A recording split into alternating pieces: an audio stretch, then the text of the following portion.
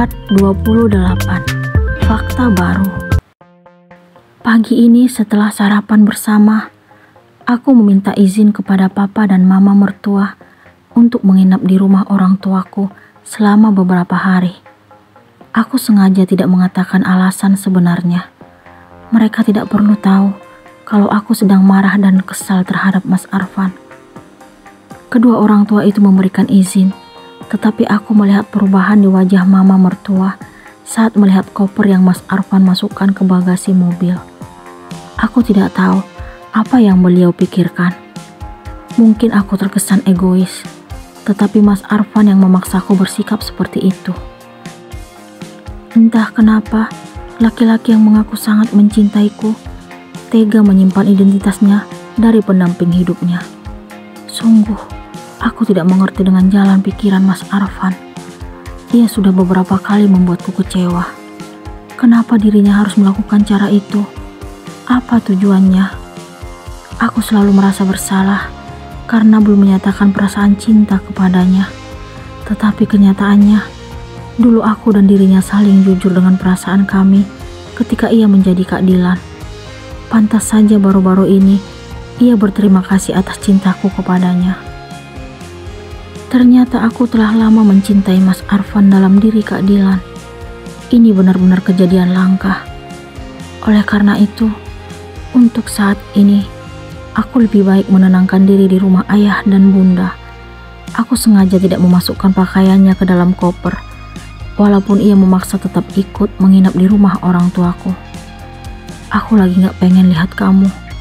Aku menatapnya dengan tajam tadi saat di kamar. Terserah kamu mau bilang apa, aku tetap ikut nginap. Aku makin kesal mendengar balasannya.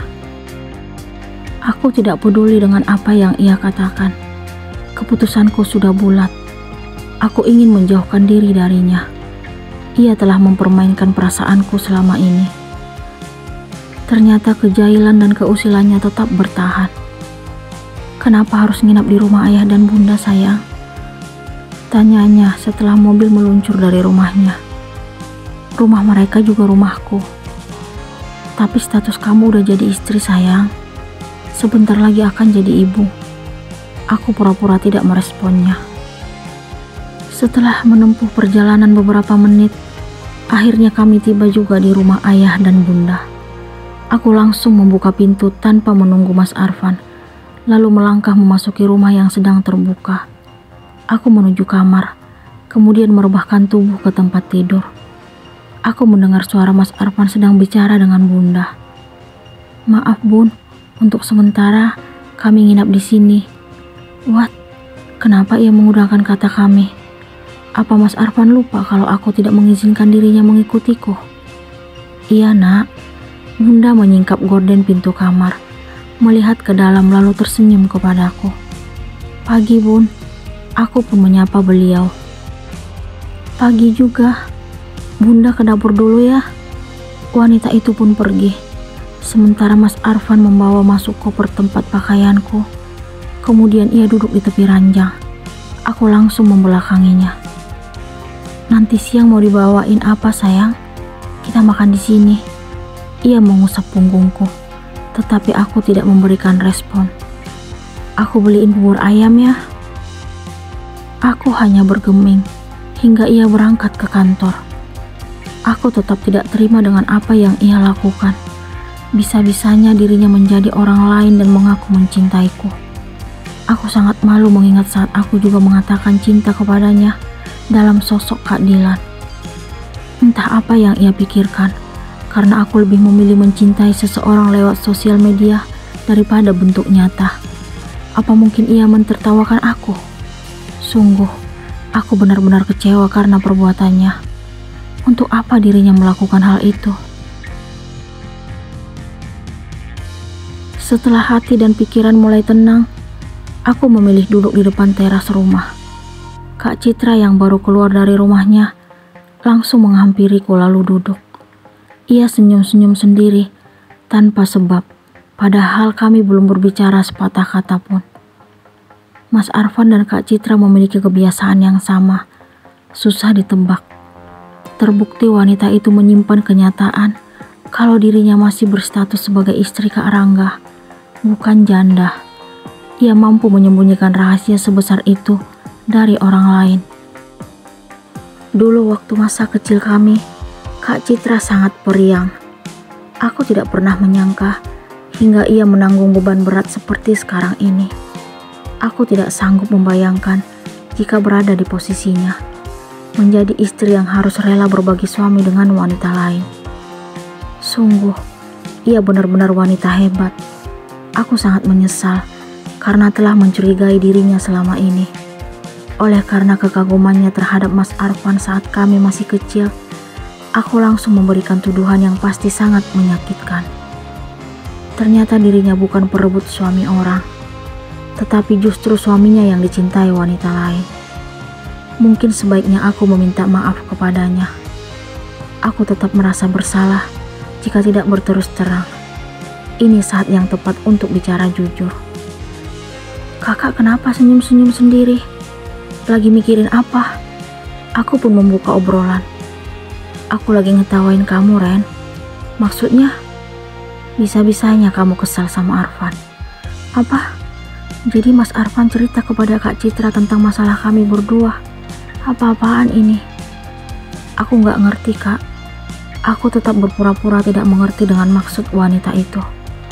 Padahal yang Arfan lakukan itu semua demi cinta.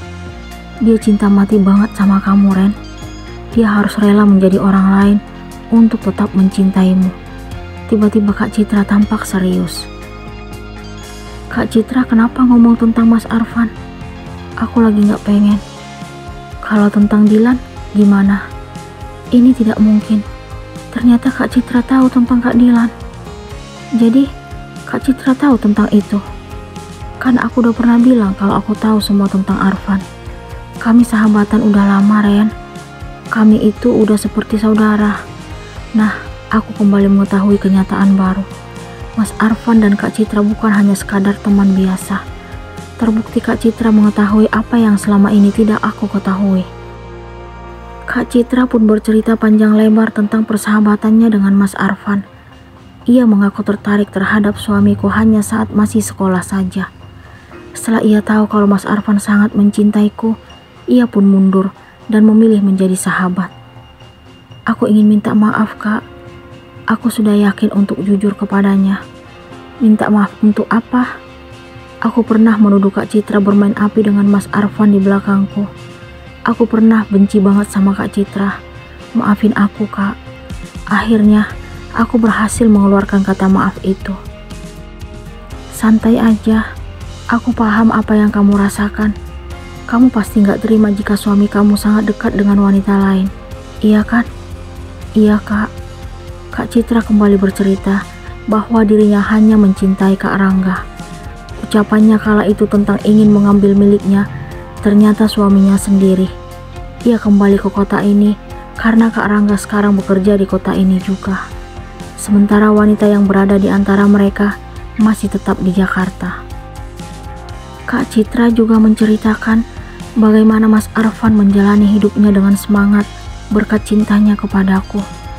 Mas Arfan memilih jadi penulis karena ingin menuangkan perasaannya terhadapku. Ia ingin menunjukkan kepada banyak orang bahwa cinta sejati itu ada dan nyata. Akan tetapi, walaupun Kak Citra telah menceritakan semua tentang Mas Arfan, aku tetap merasa kesal karena harus mengetahui semuanya bukan dari dirinya, melainkan sahabatnya. Aku iri melihat Kak Citra karena ia lebih tahu tentang Mas Arfan daripada aku sebagai istrinya. Apakah Renata makin kesal terhadap Arfan?